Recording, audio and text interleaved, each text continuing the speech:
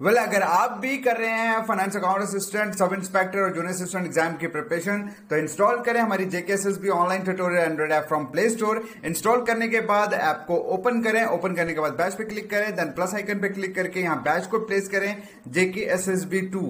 JKSSB सारा एक साथ है और सारा स्मॉल लेटर में होगा। बैच कोड एंटर करने के बाद ओके कर दें और आप हमारे बैच में ऐड हो जाओगे। इस बैच में आपको lectures, practice sets, doubt clearance जैसी सभी फैसिलिटीज प्रोवाइड की जाएंगी। Thank you. Hello everyone, I welcome you all once again. तो कल हमने कुछ एमसीक्यूज किए थे प्रेजेंट टेंस पे और यहाँ तक किए थे, राइट। इसके आगे हम देखते हैं कि और कितने ऑब्जेक्टिव्स आज हम करेंगे, ठीक।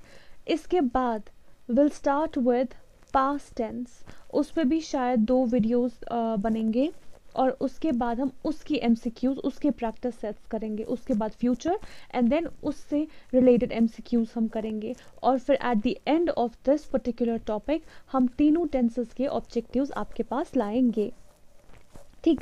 मुझे नहीं लगता उसके बाद कोई भी कंफ्यूजन आपको रहेगा टेंसेस से रिलेटेड।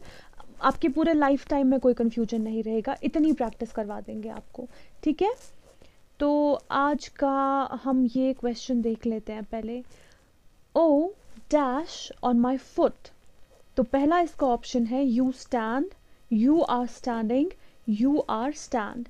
अब पहले ही ये वाला ऑप्शन जो है ये हम एलिमिनेट करेंगे। क्यों? क्योंकि जब आप आर लिख रहे हो तो स्टैंड को किस में होना चाहिए? आईएनजी फॉर्म में, वर्ब को आईएनजी फॉर्म में होना चाहिए। सो सी ऑप्शन तो नहीं है। अब बचा बी एंड ए।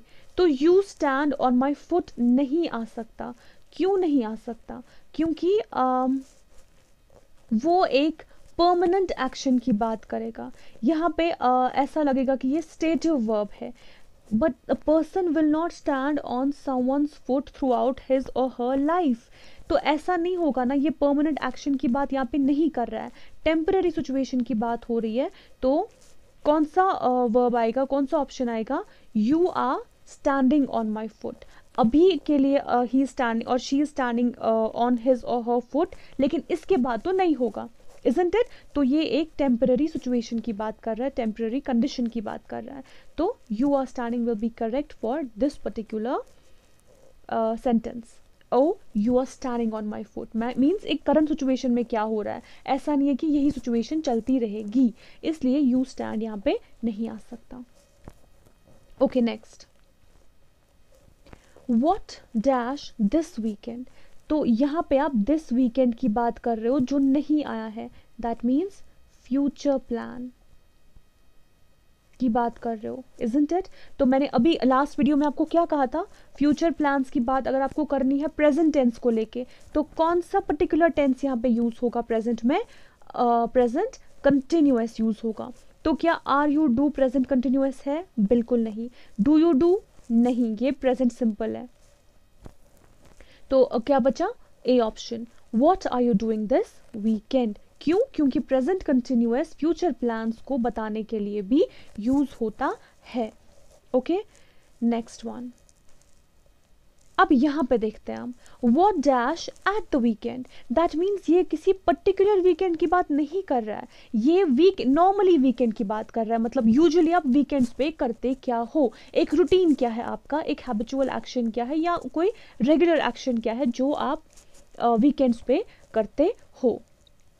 तो किसी पर्टिकुलर वीकेंड की बात नहीं हो रही है। और अगर रेगुलर एक्शन की बात हो रही है, हैबिचुअल एक्शन की बात हो रही है, या आपके रूटीन वर्क की बात हो रही है, वहां पर क्या यूज होगा? वहां पर सिंपल प्रेजेंट यूज होगा, इजंट इट? आप ढूंढो इनमें से कौन सा ऑप्शन करेक्ट होगा इसका। What are you normally do, क्या ये सही है? आर है तो डूइंग होना चाहिए प्रेजेंट कंटिन्यूअस के हिसाब से। What do you normally doing, अगर वो डू लिखा है, डू तो प्रेजेंट सिंपल में यूज होता है ना, तो डूइंग कैसे हो सकता है? ये भी गलत है। What do you normally do at the weekend. Okay, अब यहां पे देखते हैं ऑप्शन सी और ऑप्शन डी दोनों ही ग्रामेटिकली करेक्ट है। What are you normally doing, लेकिन हम डी वाला ऑप्शन क्यों नहीं चूज कर सकते हैं? क्योंकि simple present regular action routine work की बात करता है, ना कि present continuous. What are you normally doing, ये प्रेजेंट कंटिन्यूअस है, और प्रेजेंट कंटिन्यूअस आपका रूटीन वर्क नहीं बताता, आपका रेगुलर एक्शन नहीं बताता है। वो कौन बताता है, वो आपका सिंपल प्रेजेंट बताता है। तो कौन सा ऑप्शन आपका करेक्ट होगा, what do you normally do. अगर हम इसका स्ट्रक्चर भी देखेंगे, इसका रूल भी देखेंगे, उस हिसाब से भी जो कि सिंपल प्रेजेंट इंटेरोगेटिव का रूल है, उस हिसाब से भी ये करेक्ट है। क्यों, पहले WH क्वेश्चन आएगा, फिर डू क्या है, ऑक्सिलरी वर्ब, ऑक्सिलरी वर्ब के बाद क्या आना चाहिए, सब्जेक्ट आना चाहिए, तो यू यहाँ पे सब्जेक्ट है, उसके बाद अदर वर्ड्स। ठीक समझ आया यहाँ पे, तो कौन सा ऑप्शन है, C. What do you normally do at the weekend. और एक चीज यहाँ पे डू जो है वो क्या है, that is the auxiliary verb. फिर ये डू जो है ये क्या है, it becomes the main verb in the sentence. ठीक, अब यहां पे देखते हैं, what dash, somebody is asking someone what dash and the other person replies she's an architect। Okay तो किसी के जॉब की बात हो रही है, रूटीन वर्क की बात हो रही है ना। तो यहां पे हम ऑप्शन देखते हैं क्या सही होगा। पहला ऑप्शन है, is your sister do. What is your sister do, क्या ये कंप्लीट सेंटेंस है। What is your sister do, क्या ये ग्रामेटिकली सही है, बिल्कुल नहीं। What does your sister do, exactly simple present के हिसाब से, सिंपल प्रेजेंट इंटेरोगेटिव का जो रूल है उसके हिसाब से ये सेंटेंस करेक्ट है। पहले व्हाट आएगा, फिर ऑक्सिलरी वर्ब आएगा, फिर सब्जेक्ट आएगा, and then other words, isn't it. तो लेकिन हम पहले बाकी ऑप्शंस देखते हैं। व्हाट डज योर सिस्टर, यही तक क्वेश्चन है, क्या ये सही है, इनकम्प्लीट है। व्हाट डज योर सिस्टर, उसके आगे मेन वर्ब बताया ही नहीं है कि है क्या, एक्शन कौन सा हो रहा है। What is your sister doing, अब देखो ग्रामेटिकली ये भी सही है, what is your sister doing, but if you are talking about someone's job, that means उसके परमानेंट एक्शन की बात, उसके परमानेंट स्टेट की बात हो रही है, isn't it. She is an architect, तो वो कोई टेम्पररी थिंग नहीं है, इजंट इट, कि अभी आर्किटेक्ट है अगले पल डॉक्टर बन जाएगी या कुछ और बन जाएगी। तो वो एक परमानेंट स्टेट ऑफ बीइंग है उसका, इजंट इट। तो परमानेंट स्टेट ऑफ बीइंग अगर हम किसी चीज का बताते हैं तो वो किस फॉर्म में होता है, वो सिंपल प्रेजेंट फॉर्म में ही होगा, जिसमें V1 या V5 होगा, ना कि प्रेजेंट कंटिन्यूअस। तो उसके हिसाब से कौन सा ऑप्शन आएगा हमारा, what does your sister do, she is an architect. क्यों यहां पे ये आया, क्योंकि she is an architect, this is her permanent state of being, जो कि चेंज नहीं होने वाला है।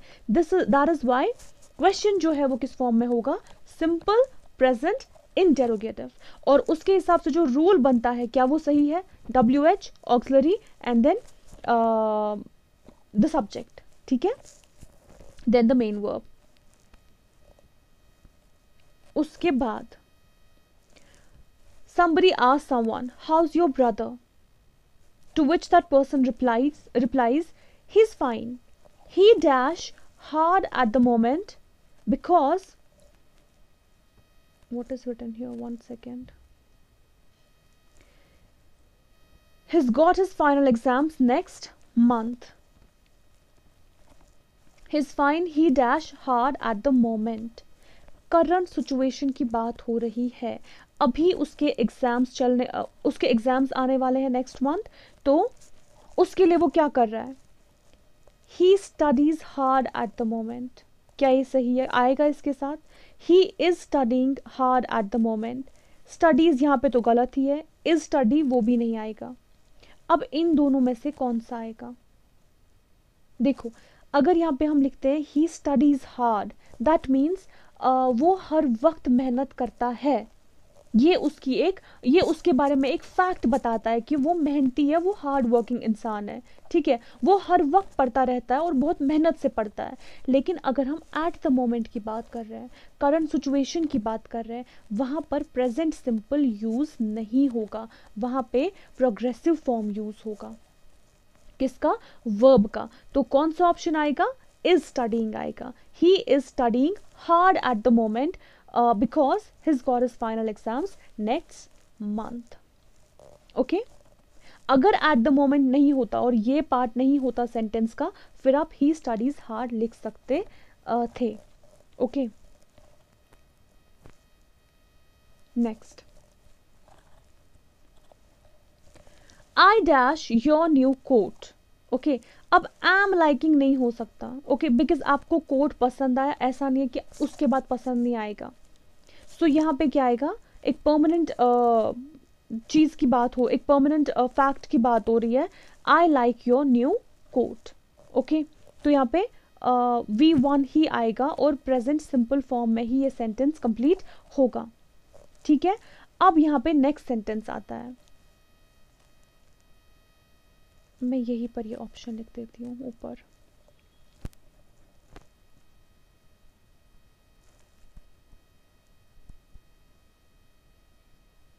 I am not enjoying. Okay. I dash this film very much. Can we leave? पहला ऑप्शन है don't enjoy, दूसरा है am not enjoying. अब जो word enjoy है, what do you mean by that? It means to take delight or pleasure from something. जब आप कोई चीज देखते हो, आपको वो चीज देख के मजा आता है, आपको अच्छा लगता है. ठीक है, that is what you call enjoy. That is what you mean by enjoy word. तो यहाँ पे लेकिन जो सिचुएशन है, हम एंजॉय वर्ड को प्रोग्रेसिव फॉर्म में लिख सकते हैं.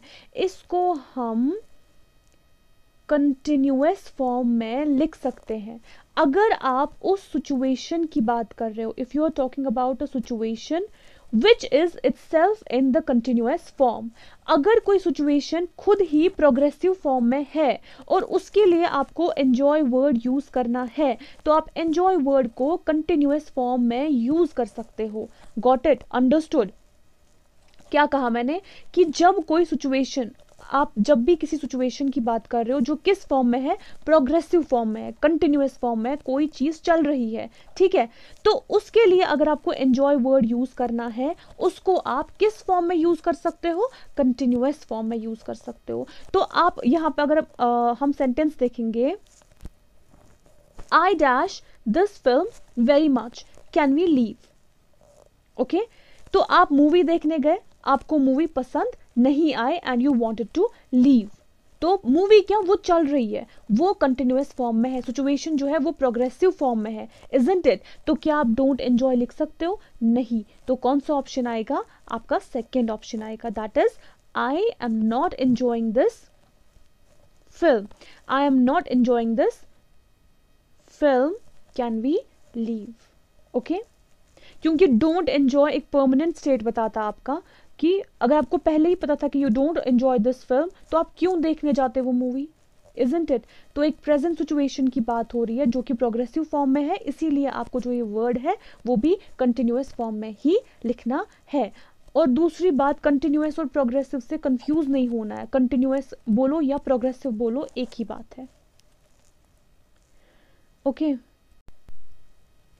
next sentence. The coffee machine dash, so we'll have to go to a bar. Haven't they fixed it yet? अब यहाँ पे कौन सा ऑप्शन आएगा? Doesn't work, isn't working. The coffee machine dash. अब अगर हम लिखेंगे doesn't work, that means वो कभी भी काम नहीं करती. कॉफी मशीन जो है हर वक्त खराब ही होती है, कभी काम नहीं करती. So we'll have to go a bar. लेकिन ये एक सिचुएशन की बात कर रहे हैं कि जब इन्होंने वो कॉफी मशीन यूज की, वो तब यूज नहीं कर पाए, इसीलिए वो they went to a bar. haven't they fixed, and they're asking and what are they saying? haven't they fixed it yet? that is because the machine has not been fixed, इसीलिए उनको बार में जाना पड़ रहा है. तो doesn't work नहीं आएगा, क्योंकि एक परमानेंट स्टेट की बात नहीं की जा रही है, रूटीन की बात नहीं की जा रही है. क्योंकि ऐसा नहीं है कि मशीन हमेशा खराब होती है, उस टाइम पे काम नहीं कर रही है. एक टेम्पररी एक्शन है मशीन का, जो कि उस टाइम पे वो काम नहीं कर रही है. सो क्या आएगा यहाँ पे? isn't working. The coffee machine isn't working, so we'll have to go to a bar. Haven't they fixed it yet? Okay क्यों आएगा इजंट वर्किंग? क्योंकि कॉफी मशीन के परमानेंट एक्शन की बात नहीं हो रही है, एक टेम्पररी थिंग की बात हो रही है, क्योंकि ठीक हो जाएगी उसके बाद वो अच्छे से काम करने लगेगी, इसीलिए प्रेजेंट कंटिन्यूअस यूज होगा। Next, Rachel's a vegetarian. Rachel is a vegetarian, so we'll have to ask the restaurant to provide a vegetarian menu. Rachel जो है वो वेजिटेरियन है, इसीलिए इनको रेस्टोरेंट वाले को क्या बोलना है कि वेजिटेरियन मेन्यू दे दो। Now the next person says dash fish. I don't think so. You know, the person B tells A कि क्या उसको फिश पसंद है, और ए वापस जवाब क्या देता है? आई डोंट थिंक सो। तो यहां पे कौन सा एक्शन है? अगर उसको फिश पसंद नहीं है और वो वेजिटेरियन है तो ये उसका एक फैक्ट है, एक परमानेंट स्टेट ऑफ बीइंग, मतलब नॉट बीइंग बट एक फैक्ट है उसके बारे में, she doesn't like non veg. ठीक है, तो ऐसा नहीं है कि वो ये चेंज कर सकती है, ये एक ऐसी चीज है जो कि परमानेंट है ना कि टेम्पररी है। तो यहाँ पे इज शी ईट तो ग्रामेटिकली वैसे भी गलत हो रहा है, उसके बाद कोई ऑप्शन है यहाँ पे ईट्स शी, ये भी ग्रामेटिकली गलत हो रहा है। इज शी ईटिंग नहीं आ सकता क्योंकि टेम्पररी चीज की, टेम्पररी एक्शन, टेम्पररी सिचुएशन की बात नहीं हो रही है। तो कौन सा ऑप्शन आएगा? जो आपका पहला ऑप्शन है वही ऑप्शन आप यहां पे यूज करोगे। Does she eat fish? No, I don't think so. अगर आपको ऐसे भी रूल, अगर आपको ये क्वेश्चन भी समझ नहीं आता, देखो आंसर अगर सिंपल प्रेजेंट नेगेटिव में है, क्योंकि डू यूज हुआ है, आई के बाद डू यूज हुआ है, उसके बाद मेन वर्ब, इजंट इट, और नेगेटिव है क्योंकि डू के बाद नॉट यूज हुआ है, तो ये सिंपल प्रेजेंट नेगेटिव सेंटेंस बन जाता है। तो ऑब्वियसली ये आंसर सिंपल प्रेजेंट नेगेटिव में तभी होगा जबकि क्वेश्चन सिंपल प्रेजेंट में होगा, इजंट इट। तो इस हिसाब से भी आप ढूंढ सकते हो कि कौन सा ऑप्शन है जो कि सिंपल प्रेजेंट में है, और वो सिर्फ ए ऑप्शन ही है, डज शी ईट फिश। ठीक है, उसके बाद again somebody is asking someone dash a tie to work, और B रिप्लाई करता है no but we have got an inspection from head office today। अब कौन सा ऑप्शन आएगा इनमें से? तीन ही ऑप्शन है। Wear you always a tie to work, क्या इसका कोई मतलब बनता है? अगर क्वेश्चन है, ओके अगर यहाँ पे इंटेरोगेटिव फॉर्म में सेंटेंस दिया गया है तो पहले वर्ब आएगा? कभी नहीं आएगा, पहले ऑक्सिलरी वर्ब आएगा या तो WH क्वेश्चन आएगा। यहाँ पे WH क्वेश्चन की बात ही नहीं की है तो ये नहीं आएगा। ठीक है, हमें क्या ढूंढना है? ऑक्सिलरी वर्ब ही पहले यूज होना चाहिए। अब यहाँ पर भी ऑक्सिलरी वर्ब यूज किया गया है और बी वाले ऑप्शन में भी ऑक्सिलरी वर्ब यूज किया गया है। तो how are you going to write this? Which option would be correct? Do you always wear a tie to work? तो इसका आंसर क्या बोल रहा है वो? No but we have got an inspection from head office today, आज head office में inspection है जिसकी वजह से हमें टाई पहननी है। तो यहाँ पे question are you always wearing a tie to work नहीं आएगा। कौन सा क्वेश्चन, कौन सा ऑप्शन ठीक है यहाँ पे? Do you always wear a tie to work, क्या ये आपका रूटीन है जो कि आप टाई हमेशा पहनते हो जब भी आप काम पे जाते हो? तो रूटीन की जब भी हम बात करते हैं वहां पर सिंपल प्रेजेंट ही यूज होगा ना कि प्रेजेंट कंटिन्यूअस, भले ही क्वेश्चन फॉर्म में भी हो। ठीक, तो कौन सा ऑप्शन आएगा आपका? B. Okay next, dash a coffee, are you want तो नहीं होगा क्योंकि आर है तो ये किस फॉर्म में होना चाहिए? ING फॉर्म में। अब आप कहोगे दूसरा वाला ING फॉर्म में ही है, बट अगर हम स्टैंडर्ड ग्रामर की बात करते हैं, स्टैंडर्ड इंग्लिश की बात करते हैं, वहां पर आप वांटिंग वर्ड नहीं देखोगे। ऑल्दो अगर हम इंग्लिश में वांटिंग यूज करते हैं it's not incorrect, it's correct, लेकिन मैं स्टैंडर्ड ग्रामर की बात कर रही हूँ, वहां पर वांटिंग यूज नहीं होता। उस हिसाब से do you want a coffee would be correct. ये बात आपको याद रखनी है। अगर एग्जाम में भी ऐसा क्वेश्चन आएगा जहां पर आर यू वांटिंग होगा और डू यू वांट होगा तो do go for the option do you want. Something, यहाँ पे कॉफ़ी ज़रूरी नहीं है, कुछ भी दूसरा वर्ड हो सकता है। तो वांटिंग की जगह आप ये वाला सिंपल प्रेजेंट कंटिन्यूअस की जगह आप सिंपल प्रेजेंट वाला फॉर्म यूज़ करोगे, ठीक है। ओके, आफ्टर दिस मैं पहले ही ये option did finished, haven't finished.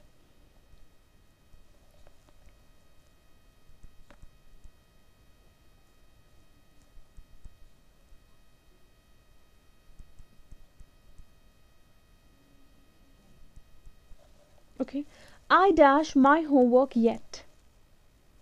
अब यहाँ पे हैव फिनिश आप लिख सकते हो, नहीं लिख सकते हो, क्यों? क्योंकि हैव के साथ फिनिश जो है, वर्ब जो है, ये इसके थर्ड फॉर्म में होना चाहिए, जो कि ये नहीं है तो ऑब्वियसली गलत है। हैज़ फिनिश्ड भी नहीं आ सकता, क्यों? क्योंकि अगर आई है तो हैव यूज होगा, हैज़ यूज नहीं हो सकता। अब क्या बचा?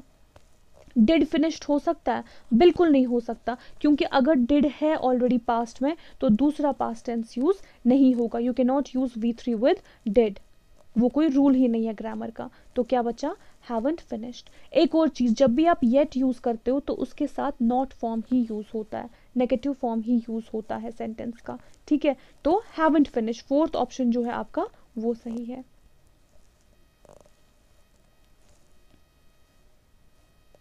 After that, my father is on the way. He dash home yet means अभी रास्ते में ही है, घर नहीं पहुंचा है, ठीक है। तो अराइव्ड हो सकता है? बिल्कुल नहीं हो सकता। डिडंट अराइव्ड, अभी मैंने कहा आपको डिड और अगर डिड ऑलरेडी पास्ट टेंस में है तो दूसरा पास्ट टेंस यूज नहीं होगा, ना ही पास्ट पार्टिसिपल यूज होगा। वर्ब का थर्ड फॉर्म डिड के साथ कभी यूज नहीं होगा। तो ये दो ऑप्शंस पहले ही एलिमिनेट होंगे। अब ही हैवंट अराइव्ड भी नहीं होगा, क्यों? क्योंकि ही सिंगुलर नाउन है, हैव प्लूरल वर्ब है। सिंगुलर नाउन के साथ प्लूरल वर्ब यूज होगा? बिल्कुल यूज नहीं होगा। तो ये वाला ऑप्शन भी एलिमिनेट होता है। क्या बचा? Hasn't arrived. क्यों? क्योंकि ये सिंगुलर नाउन है और इसके साथ सिंगुलर वर्ब ही यूज होगा। और येट है, वैसे नेगेटिव तो ये सारे हैं, तो यहाँ पे सेकेंड ऑप्शन जो है वो आपका सही बन जाता है, he hasn't arrived. Okay, next one, I am not hungry, I have dash eaten. अभी मैंने आपसे कहा येट तभी यूज होगा जब नॉट होगा सेंटेंस में, तो उसके हिसाब से येट ऑप्शन नहीं आएगा। आई हैव नाउ ईटन भी गलत है, आई हैव एवर ईटन वो भी गलत है, I have just eaten is the correct filler which you are going to use over here, ठीक। I have just eaten, so I am not hungry. Okay, I have never dash to Paris. तो options क्या है? Been, went, go, was. अब देखो यहां पर क्या है, अब ये पहले मैं ऑप्शंस यही पे लिख देती हूँ, एक minute. Been, went, go, was.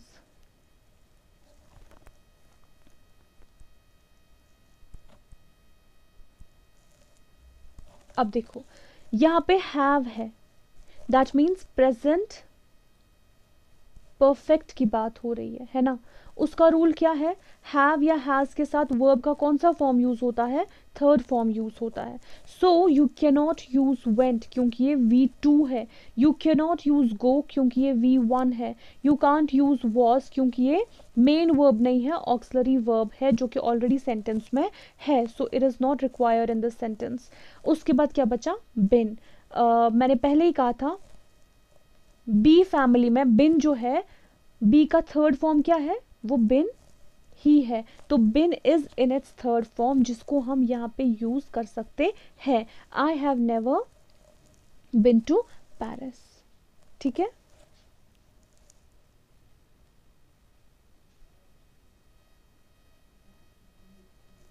Next, dash you ever been to New York. देखो अब फिर से बिन क्या है? वर्ब है थर्ड फॉर्म में, तो कौन सा किस फॉर्म में है ये सेंटेंस? प्रेजेंट परफेक्ट फॉर्म में है ना। तो क्या आएगा? आर यू एवर बिन आएगा, आर तो नहीं आ सकता क्योंकि आर इज और एम जो है वो प्रेजेंट कंटिन्यूअस के साथ यूज होते हैं, वर्ब भी वो पास्ट कंटिन्यूअस के साथ यूज होते हैं, डू सिंपल प्रेजेंट के साथ यूज होता है। तो क्या आएगा आपका option have you ever been to New York. इस तरह से आपको ढूंढना है कि वर्ब जो है, अगर नहीं दिया है ऑक्सिलरी वर्ब, अगर कोई और क्लू नहीं दिया गया है, तो जो वर्ब है वो आपको देखना है किस फॉर्म में है, मेन वर्ब किस फॉर्म में है। अगर ऑक्सिलरी वर्ब नहीं दिया गया है, या तो ऑक्सिलरी वर्ब दिया गया होगा उसके हिसाब से आपको मेन वर्ब यूज करना है, अगर मेन वर्ब दिया गया होगा उसके हिसाब से आपको ऑक्सिलरी वर्ब यूज करना है। ठीक है, तो इस तरह से आप सेंटेंसेस, इस तरह से आप करेक्ट ऑप्शंस चूज कर सकते हो। और रूल्स मैंने सारे आपको पहले ही बता दिए हैं। Now next one, I'm still working, I haven't finished my work। अब I haven't की बात हो रही है, नेगेटिव सेंटेंस की बात हो रही है, तो आपको खुद ही पता चलेगा क्या यूज होगा। ऑलरेडी तो नहीं, ये स्टिल भी नहीं, नेवर भी नहीं, क्या यूज होगा, yet. I am still working, I haven't finished my work yet. I haven't finished my work already गलत, I haven't finished my work still वो भी गलत, I haven't finished my work never वो भी गलत ग्रामेटिकली। तो क्या सही है, yet. Next, I am looking for my pen, I dash it, I have lost it, I lost it, I did lost it. Did और लॉस्ट नहीं आएगा, क्यों, क्योंकि दोनों पास्ट टेंस में है। वॉज लॉस्ट वो भी गलत है, वॉज के साथ वर्ब किस फॉर्म में होता है, आईएनजी फॉर्म में। तो यहाँ पे इन दोनों में which one is the correct one. अगर आप आई लॉस्ट लिखोगे तो वो पास्ट टेंस में चला जाएगा। अगर आप लॉस्ट लिखोगे यहाँ पे तो वो सेंटेंस किस में बनेगा, पास्ट टेंस में। यहाँ पे सेंटेंस किस में है, प्रेजेंट कंटिन्यूअस टेंस में है। तो उसको कंप्लीट करने के लिए आपको क्या लिखना है, हैव लॉस्ट। मैंने आपको पहले ही बताया था प्रेजेंट परफेक्ट समझाने के टाइम, प्रेजेंट परफेक्ट वो सिचुएशन बताता है जो कुछ देर अभी से पहले, कुछ देर पहले स्टार्ट हुई थी, ठीक है, और अभी भी प्रोग्रेस में है। जैसे पेन इसका खो गया कुछ देर पहले और ये अब वही ढूंढ रहा है, isn't it? कि बहुत पहले खो गया था और अब ढूंढ रहा है, ऐसा तो नहीं हो सकता है ना। कुछ देर पहले खो गया था, और वो कौन सा, वो अगर हम कुछ देर पहले की बात कर रहे हैं तो वहां पे हम क्या यूज करते हैं, हम प्रेजेंट परफेक्ट यूज करते हैं, isn't it? तो यहां पे क्या आएगा, आई हैव लॉस्ट इट। ठीक है,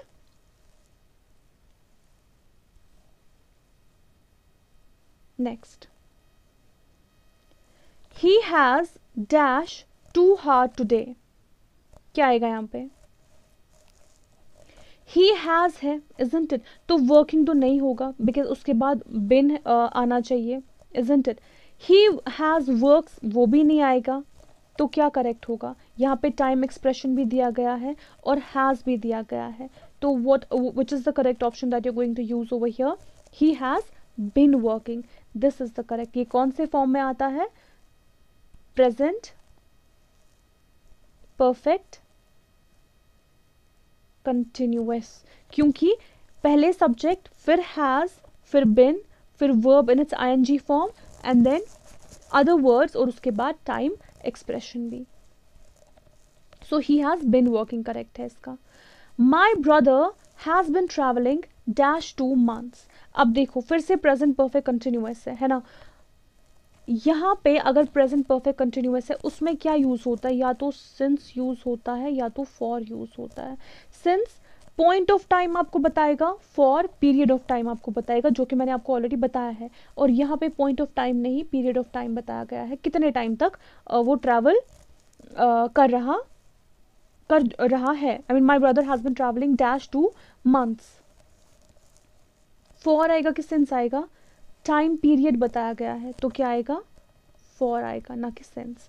अगर सिर्फ पॉइंट ऑफ टाइम बताया गया होता कि कब से ट्रैवल कर रहा है और कब तक करेगा वो नहीं बताया गया होता तो सेंस आता, ठीक है। लेकिन यहाँ पे क्या आएगा, for.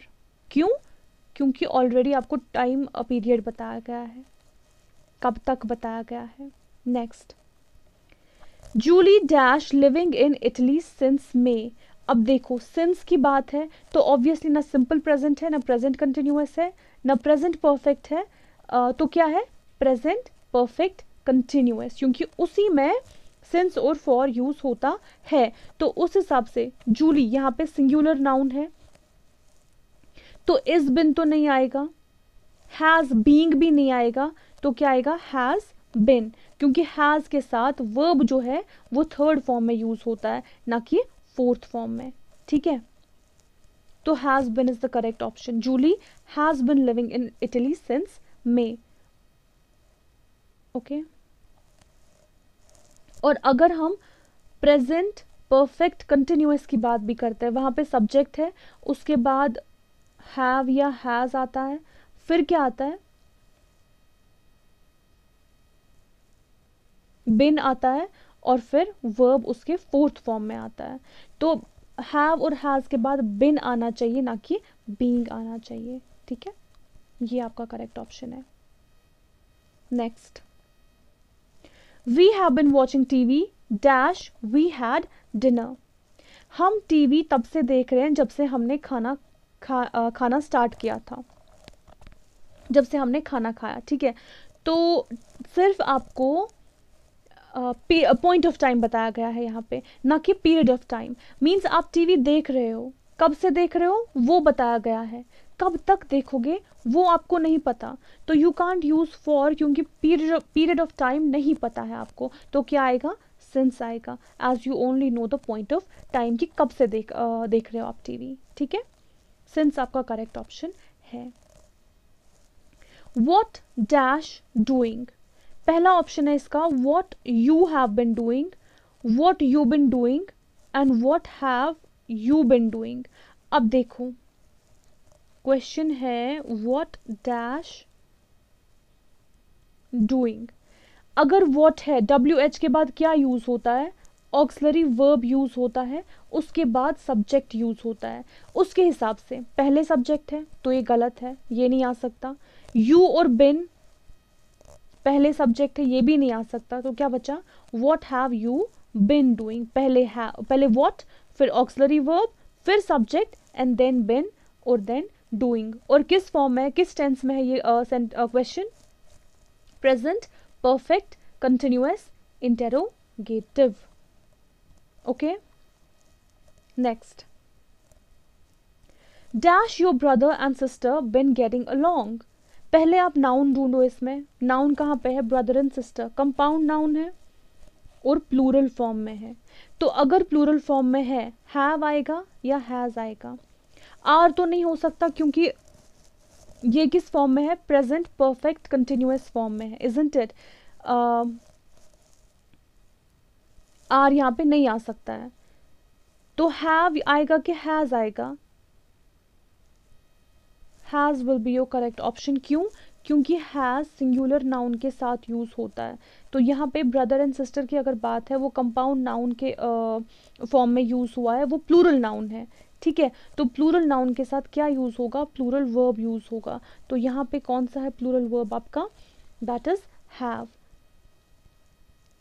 Have your brother and sister been getting along.